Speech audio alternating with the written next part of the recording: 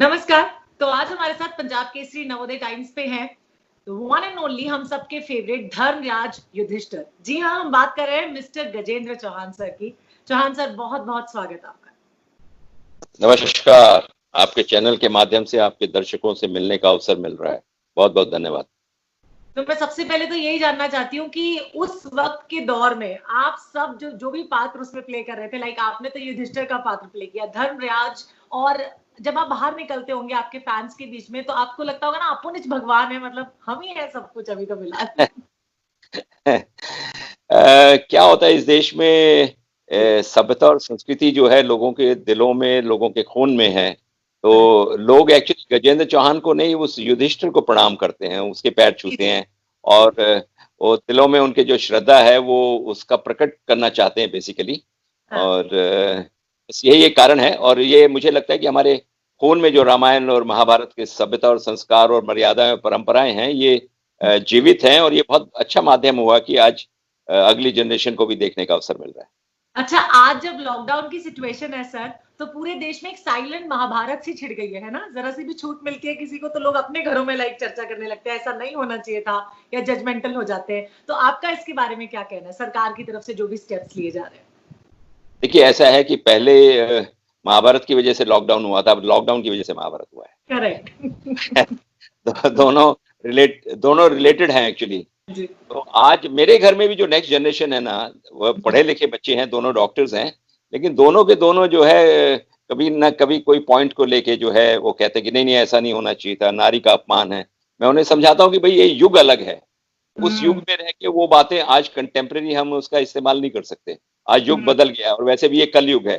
तो द्वापर युग था, वो मर्यादाओं से जुड़े हुए लोग थे, सभ्यता से जुड़े हुए लोग थे, वो किसी की बात को मना नहीं करते थे। तो युग का अंतर है। और लेकिन इस युग में भी वो सभ्यता और संस्कृति जीवित है, ये बड़ी खुशी की बात है। और आज सरकार ने जो उपलब्ध कराई है दूरदर्शन के माध्यम से, तो मुझे लग रहा है कि ये बहुत अच्छा स्टेप है सरकार की तरफ से। एक तो लॉकडाउन का समय पास हो जाता है, दूसरा डिस्कशन में कई घंटे निकल जाता है परिवारों में, ये ऐसा नहीं होना चाहिए था, वैसा नहीं होता, सबके अपने अपने व्यूज हैं। ये बड़ी खूबसूरत बात है कि आज डिस्कशन का विषय जो है वो महाभारत है। अच्छा, आज जो घर घर में महाभारत हो रही है पति पत्नी के बीच में, उसके बारे में क्या कहोगे आप? तो हमेशा से रही और रहेगी। पति पत्नी के बीच की महाभारत कभी खत्म नहीं, और वो होना भी चाहिए, उससे प्यार बढ़ता है। पति पत्नी प्यार बढ़ता है। और आज देखिए, हम हमेशा इस चीज की कंप्लेन करते थे कि हमें समय नहीं मिलता घर में रहने का। आज शायद परमात्मा ने ये समय दे दिया कि आप लोग साथ रहिए, तो मुझे लगता है कुछ ज्यादा ही दे दिया। इसका हमें मौके का फायदा भी उठाना चाहिए, मिलजुल के काम करना चाहिए घर में, और एक दूसरे का साथ देना चाहिए इसे। और सबसे खूबसूरत बात है कि हमको दिमागी संतुलन बनाए रखना है, क्योंकि खाली दिमाग जो है वो शैतान का घर होता है। तो परेशानी होती है डेफिनेटली, और झगड़े भी थोड़े बहुत होने चाहिए ताकि पति पत्नी का वो प्यार बना रहे। बिल्कुल सही, नोकझोंक इज वेरी इंपॉर्टेंट सर। मैं आपसे जानना चाहूंगी, लाइक आपके घर का जो माहौल है अभी, लाइक कैसे कामों को डिवाइड किया, आप कितनी मदद कर रहे हैं अपनी बीवी की, लाइक हेल्प कितना कर रहे हैं डोमेस्टिक? मैं तो जितना भी काम हो सकता है सुबह उठ के पहली कॉफी खुद बनाता हूँ, यहाँ से शुरुआत होती है, और दूसरी कॉफी भी खुद ही बनाता हूँ। और उसके बाद एक अपने लिए, एक वाइफ के लिए? नहीं, दोनों अपने लिए, थोड़े गैप के बाद। वाइफ को जब उसका आदेश होता है, ऑर्डर, तो तब मैं डेफिनेटली बनाता हूँ। और मुझे लगता है कि घर के जो बाकी काम हैं उसमें भी मैं सहायता करता हूँ, बेडिंग करने में सहायता करता हूँ, किचन में कभी कभी चला जाता हूँ, उसमें सहायता करता हूँ, अपना जो दूसरा काम है उसमें जुड़ा रहता हूँ। आजकल मीडिया से बहुत बात करने का अवसर मिल रहा है, आपसे भी मैं बात कर रहा हूँ, तो ये जो अवसर मिला है ये मुझे लगता है कि अपनी बात कहने का, देशवासियों तक पहुंचाने का बहुत अच्छा अवसर है। और महाभारत का तो विषय ही ऐसा है कि महाभारत के विषय में इतने सवाल उठते हैं, इतने प्रश्न उठते हैं कि हम जवाब देते ही रहते हैं दिन भर, मीडिया को, मीडिया के माध्यम से जानने वालों को, दर्शकों को। तो ये एक अच्छा समय आया है। कोरोना वायरस के हिसाब से बहुत गलत समय आया है, लेकिन ये जो माध्यम बना है महाभारत, मुझे लगता है उसके विषय से भी सभ्यता और संस्कृति को जीने का, सीखने का और अपनाने का समय आया है। अच्छा, महाभारत की थोड़ी सी अगर बात करना चाहूँ आपसे, how did Mahabharat happen to you? आपको युधिष्ठिर के किरदार के लिए कैसे लिया गया उस वक्त? देखिए, ऐसा था कि 1984 में जब पहली बार एड आई थी अखबार के माध्यम से कि बी आर चोपड़ा साहब जो है नए कलाकारों का चयन कर रहे हैं। मैं उससे पहले बी आर फिल्म में काम कर चुका था हाँ। और हम लोग कहा जाता था कि ये बी आर के आर्टिस्ट हैं, लेकिन फिर भी हर किसी को जो ऑडिशन था उससे गुजरना पड़ा था। तो करीब करीब बहुत हजारों चिट्ठियां आई थी, लेकिन उन्होंने 4000 शॉर्टलिस्ट किए थे। अच्छा। और 4000 में से उनको 12 चाहिए थे मेन। उन्होंने 4000 में से कुछ 1500 चुने, फिर 500 चुने, फिर 150 चुने, और 150 में से 12 जो चुने थे उसमें सबसे पहला नाम मेरा इसलिए था कि मुझे कृष्ण की भूमिका ऑफर हुई थी उस वक्त। अच्छा, ओके। हाँ जी। और ये 86 में मुहूर्त भी हो गया था, रामायण से पहले आने वाली थी महाभारत। अच्छा अच्छा 7 अच्छा। 7 जुलाई 1986 को महाभारत का मुहूर्त हुआ था मुंबई के सेट स्टूडियो में, जिसमें राज बब्बर साहब का पहला सीन है, पहला एपिसोड। अच्छा, ओके। तो वहां तब मैं कृष्ण का उम्मीदवार था, तो फिर लेकिन आप किसी वजह से लेट हो गई महाभारत, तो मुझे बलराम में शिफ्ट किया गया। और बलराम से भी होते होते जो एक्टर युधिष्ठिर का रोल कर रहा था, तो डायरेक्टर का कहना था कि मैं उससे खुश नहीं हूं। तो उन्होंने एक दिन मुझसे कहा कि युधिष्ठिर करोगे। मैं एक्चुअली कृष्ण के लिए रेडी था, अपने आप को मेंटली रेडी कर चुका था। तो फिर उन्होंने युधिष्ठिर का मेरा ऑडिशन लिया, पूरा कॉस्ट्यूम पहना के, और फर्स्ट अटेम्प्ट में ही मेरा ओके हो गया। ऐसे ये युधिष्ठिर का किरदार मेरी झोली में आया। अच्छा अच्छा, युधिष्ठिर तो धर्मराज थे, हर चीज धर्म के लिए करते थे। तो एज युधिष्ठिर आपने अपनी लाइफ में कभी कुछ अप्लाई किया उनके किरदार से इंस्पायर होके, since you have lived that character on screen also? मुझे लगता है कि ये रोल करने से पहले भी मुझे कुछ खूबियां ऐसी थी कि सच बोलना, ईमानदारी से काम करना, और किसी को गलत रास्ते पे नहीं जाने का जो रास्ता है वो ऐसा नहीं बताने का कि भाई इस तरफ जाओ। ईमानदारी जो है वो मेरी यूएसपी है बेसिकली। मैं बहुत ही ईमानदारी से काम करता हूँ, उसमें कितना भी फायदा हो नुकसान हो कोशिश करता हूँ सच बोलूं। ये मेरे परिवार में पहले से थे ये सब चीजें। ओके। तो मुझे लगता है शायद यही कारण रहा होगा कि युधिष्ठिर का रोल मिल गया मुझे। ये बहुत अच्छी बात है सर, लेकिन आजकल एक कहावत कलयुग की कि अगर जिंदगी भर युधिष्ठिर बने रहोगे तो फिर जिंदगी में कुछ नहीं मिलना, तुम्हें कुछ हासिल नहीं कर पाओगे। ये इसको कैसे जस्टिफाई करेंगे? देखिए ऐसा है कि आज के युग में तो हो भी नहीं सकता युधिष्ठिर। है ना? ये द्वापर युग का किरदार है, आज कलयुग में अप्लाई नहीं हो सकता। हाँ, अगर आप बहुत ज्यादा युधिष्ठिर बनोगे तो बहुत सारा नुकसान उठाओगे। आज आप अपनी पत्नी को दांव पे नहीं लगा सकते। बिल्कुल सही। हाँ, तो ये जो चीजें हैं, ये तो बल्कि मैं कहूंगा कि ये सबक है उन लोगों के लिए जो जुआ खेलते हैं और जुए में सब कुछ हारते चले जाते हैं, सब कुछ अपना घर परिवार पैसा बिजनेस हार जाते हैं। उसमें बल्कि एक दोहा भी है बहुत अच्छा, जब वो जुए में हार जाता है कि जुआ बुरा है खेलना, करे बुद्धि का नाश, धर्मराज का धर्म भी बंधा जुए के पास। धर्मराज का दिमाग खराब कर दिया जुए ने, तो कॉमन मैन की क्या औकात होती है इसके सामने। इसलिए जुआ नहीं खेलना चाहिए। ये बहुत बड़ी सबक है महाभारत। तो उस वक्त बहुत मुश्किल मुश्किल डायलॉग्स होते होंगे, ये याद कैसे कर लेते थे सर? मतलब आप लोगों की तो ग्रास्पिंग पावर बड़ी अच्छी होती होगी, हम श्योर, है ना? देखिए मैं दिल्ली के एक छोटे से गांव खामपुर से हूँ, दिल्ली देहात जिसे कहते हैं, और वहां तो हिंदी भाषी है पूरा परिवार, और हिंदी की प्रॉब्लम नहीं थी। लेकिन जब मुंबई आए तो मुंबई की भाषा अलग है थोड़ी, और फिल्मों की भाषा तो हिंदुस्तानी भाषा है, हिंदी और उर्दू मिक्स है। लेकिन हम लोगों को थोड़ा एडिड एडवांटेज ये था कि हम लोग हिंदी भाषी थे, पढ़े भी हिंदी मीडियम से थे, तो वो बहुत बड़ा एडवांटेज युधिष्ठिर के रोल में रहा कि संस्कृत हो। इसीलिए कृष्ण की भूमिका के लिए भी चुना गया था। संस्कृत हो, हिंदी हो, ये किंतु परंतु यद्यपि कदापि कदाचित जो शब्द थे जो जो वाक्य को जोड़ने के काम आते हैं, ये सब के सब जो है पढ़े हुए थे। और जब हमने ये भाषा का इस्तेमाल करना कि तो बहुत आसानी हुई, मुझे तो कोई परेशानी नहीं हुई बेसिकली। और ये इतना ज्वेलरी पहन के शूट करना, लाइक मुकुट एंड बहुत सारे जेवरात, गर्मी में भी शूट होता होगा, आई एम श्योर, है ना? हाँ बिल्कुल, गर्मियों में भी एपिसोड्स आते थे, तभी तो आप लोगों तक पहुंचता था एपिसोड। देखिए तकलीफ का काम तो था। देखिए आज मैं अगर कहूँ नॉर्मल एक्टर को किसी को ये सब पहना दो तो उसके सर दर्द हो जाएगा, उसको बदन दर्द हो जाएगा। मेरा मुकुट जो था सम्राट, चक्रवर्ती सम्राट बनने के पश्चात 4.5 किलो का था। अच्छा। और वो गर्दन पे पूरा वजन देना, और वो पूरा आर्मरी जो हमने वॉर भी शूट किया था जयपुर के पास, जो महायुद्ध हुआ था का, जी जी। और वो घोड़े भागना, वो धूल उड़ना, वो अपने आप को बैलेंस रखना रथ के अंदर, और फिर वॉर करना बहुत डिफिकल्ट था। बट सब में जोश इसलिए था कि जितने एक्टर्स थे महाभारत में वो एक ही प्लेटफॉर्म पे खड़े हुए थे, सफलता पाने की तैयारी थी सबकी। उससे पहले काम सबने किया था लेकिन सफलता ऐसी नहीं मिली थी। तो सफलता को पाने के जोश में जो है सबने बहुत अच्छा काम किया और परफेक्ट काम किया और लोगों ने सराहा भी उसे। And I was talking to my sister's kid, हम लोग सब महाभारत देखते हैं घर पे ना, तो वो रिपीट जी टेलीकास्ट जो आ रहा है का रीलिव कर रहे हैं जी उसको, तो ही वाज लाइक, वो छोटा सा बच्चा है, उसने पता है मुझे क्या कहा, उसने कहा कि मासी जब ये सब सारे लोग वनवास कर रहे थे ना पांडव लोग, तब इनका बेस्ट टाइम रहा होगा शूट का। आई सेड क्यों? तो उन्होंने कहा उस वक्त इनको ज्वेलरी और जेवरात और मुकुट नहीं पहनने पड़ते थे ना, तो लाइट हो जाता। हाँ, मैं तो इसके पीछे एक और कहता हूँ कि वनवास हमारा सब वाकई में उस बच्चे को हमारा वनवास सबसे बढ़िया पीरियड था, इसलिए कि द्रौपदी भी गाना बहुत अच्छा गाती थी और अर्जुन भी गाना बहुत अच्छा गाते थे। क्या तो वनवास में हमारे पास जो बीच दोनों के दोनों गाना सुनाते थे और हमारा समय बहुत अच्छा गुजरता था। हाँ, और वो भी जानना चाहूंगी, एक एक किस्सा भी है ना सर, आप एक रेस्टोरेंट में खाना खाने गए, दिल्ली की शायद बात है, तो उन्होंने आपसे पैसे लेने से रिफ्यूज कर दिया और कहा कि नहीं, यू आर हाँ, बहुत मैं जी जी मैं और अर्जुन गए थे एक्चुअली। अच्छा। मैं और अर्जुन गए थे, रात को प्रोग्राम था दिल्ली में और सुंदर नगर में हम लोग ठहरे थे। तो हम लोग कहाँ, मुझे याद नहीं कौन सा रेस्टोरेंट था, वहाँ खाना खाने गए।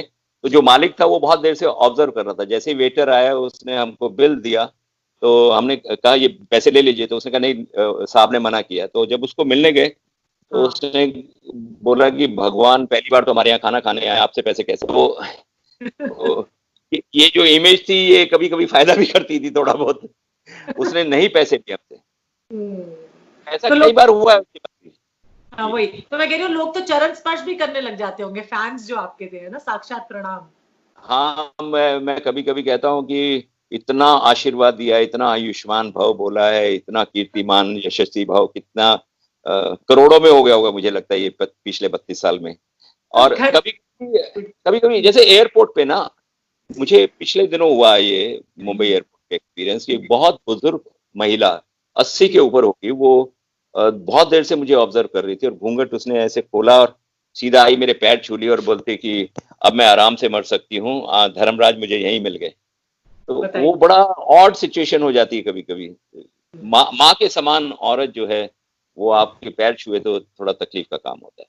बिल्कुल सही आपने कहा, बट देन वो जो आपने जैसे शुरुआत में कहा कि हमारे देश में जो संस्कृति है, जो संस्कार है, या जो रिलीजन है, रिलीजियस लोग हैं, वो इसी बात को सच मान के चलते हैं ना, उनके लिए तो यही पात्र सच्चाई है। जी ये जी। भी जानता हूँ कि घर में कैसा माहौल रहता था उस वक्त जब आप युधिष्ठिर थे, वहां तो सब आपकी बात मानते थे, अनुज भी आपके और बड़े लोग भी, लेकिन घर में आपका ऑर्डर चलता था या बीवी का हुक्म चलता था? नहीं, घर में तो बीवी का ही चलना चाहिए, तब सुखी रहता है मामला।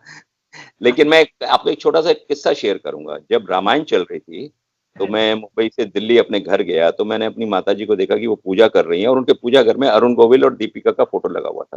अच्छा। तो मैंने कहा कि ये फोटो आपने क्यों लगाया? उन्होंने कहा ये राम और सीता हैं। मैंने कहा नहीं, ये एक्टर्स हैं, हमारे दोस्त हैं मुंबई में। तो मैंने उनसे कहा कि महाभारत बनने वाली है इसके बाद, उसमें शायद मुझे कृष्ण की भूमिका मिलेगी, तब आप क्या करेंगी? तो मेरी यस। माताजी ने कहा मैं तुम्हारे भी पैर छूंगी। अच्छा। तो ओके। ये है इस देश की सभ्यता और संस्कृति। मतलब एक माँ उस रोल को देखकर, उस प्रारूप को देखकर पैर छूने के लिए तैयार हो जाए, इससे बड़ी हमारी सभ्यता और संस्कृति की ये ताकत है हमारी कि बिल्कुल सही। अ, जी। तो एज एक्टर्स अगर बात करते हैं, तो आप कहीं ना कहीं अपनी ग्रोथ को कैसे देखते हैं उस वक्त के बाद, क्योंकि माइथोलॉजिकल सीरीज में काम करने के बाद, स्पेशली अगर मैं महाभारत या रामायण के किरदारों की भी बात करती हूँ, तो उसके बाद एक छाप पड़ जाती है, तो आपने उसको नेगेटिव लिया या आप उसको पॉजिटिवली देखते हैं अभी भी? नहीं, देखिए ऐसा होता है कि जब आप इतना बड़ा कोई कैरेक्टर कर लेते हैं, हिमालय से ऊंचा कुछ नहीं है, ताजमहल एक ही है। तो जी। ये चीजें जब महाभारत आज तक 32 साल के बाद भी आज टॉप पे चल रही है और उसकी हम्म, टीआरपी ने साबित किया है, हम्म, तो थोड़ा गैप तो आया मुझे काम मिलने में। लेकिन मैंने क्या किया था, महाभारत के दौरान भी जो है ना, उस इमेज को तोड़ता रहा, डिफरेंट रोल्स करके तोड़ता रहा, जिससे मुझे लगातार काम मिलता रहा। अभी दूसरा मेरा मानना ये है उन तमाम एक्टर्स के लिए जो काम मांगते हैं और ऐसे इमेज में उलझ जाते हैं, कि आप एक्टर का काम होता है काम मांगना। हम्म, आप कभी ये मत सोचिए कि आपने एक रोल कर लिया और आप घर बैठ जाइए, लोग आएंगे आपके पास, नहीं, कभी नहीं। हम्म, हम काम मांग रहे हैं, भीख नहीं मांग रहे हैं। बिल्कुल इसलिए सही। काम मांगना कभी नहीं रोकना चाहिए एक एक्टर को, चाहे वो कितना भी बड़ा रोल कर ले। आप अमिताभ बच्चन साहब को देखिए, जब उनका बुरा समय एक आया था, तो उन्होंने यश चोपड़ा साहब को खुद फोन किया था कि मुझे काम चाहिए, हम्म, मोहब्बतें। तो एक्टर का काम है काम मांगना। और दो चीजें एक्टर के लिए बहुत इंपॉर्टेंट होती है, मैं आपके चैनल के माध्यम से बता रहा हूँ, टैलेंट एंड बिहेवियर। जी ये बिल्कुल। दोनों का साथ कभी मत छोड़िए। हम्म, तो अभी जब महाभारत का रिपीट टेलीकास्ट आता है, सिंस आपके दोनों बेटे डॉक्टर्स हैं, ऑफ कोर्स बिजी बहुत रहते होंगे और आज के टाइम में तो और भी। बेटा and daughter in law. Okay okay. So साथ में बैठ के देखते हैं आप लोग महाभारत? कभी कभी टाइम मिल जाता है? कोशिश ये रहती है कि उनकी ड्यूटीज का टाइम एडजस्ट होता है तो साफ बैठ के देखते हैं, नहीं तो रात को वो जो है दोबारा अपना यूट्यूब के माध्यम से देखता है वही एपिसोड, ताकि वो दिमाग की कंटिन्यू बनी रहे। They are enjoying it and they are learning also, because बहुत सारी चीजें वो मुझसे पूछते हैं, ये क्या है, ये ऐसा क्यों कहा उसने। कई बार ऐसा सवाल पूछते हैं कि मैं अटक जाता हूँ, क्योंकि युग का फर्क है, वो इस युग में जवाब दिया नहीं जा सकता। करेक्ट। लेकिन फिर भी बहुत सारी चीजें, भाईचारा, जैसे मैं आपसे कहूँ, नारी सशक्तिकरण जो है उस समय भी था। मतलब वर चुनने का अधिकार था नारी को, स्वयंवर इसीलिए रहते, बिल्कुल। गुरु शिष्य परंपरा थी, फ्रीडम ऑफ स्पीच, जैसे कह कि द्रौपदी ने अंधे का पुत्र अंधा कह दिया। इन चीजों के परिणाम क्या होते हैं? और कल एक डायलॉग बहुत खूबसूरत था महाभारत में कि प्रणाम का परिणाम केवल आशीर्वाद हो सकता है। अगर दुश्मन भी आपको प्रणाम करे, आपके पैर छुए, तो आपका हाथ अपने आप उठ जाएगा उसका आशीर्वाद देने के। ये सब सीखने की चीजें हैं।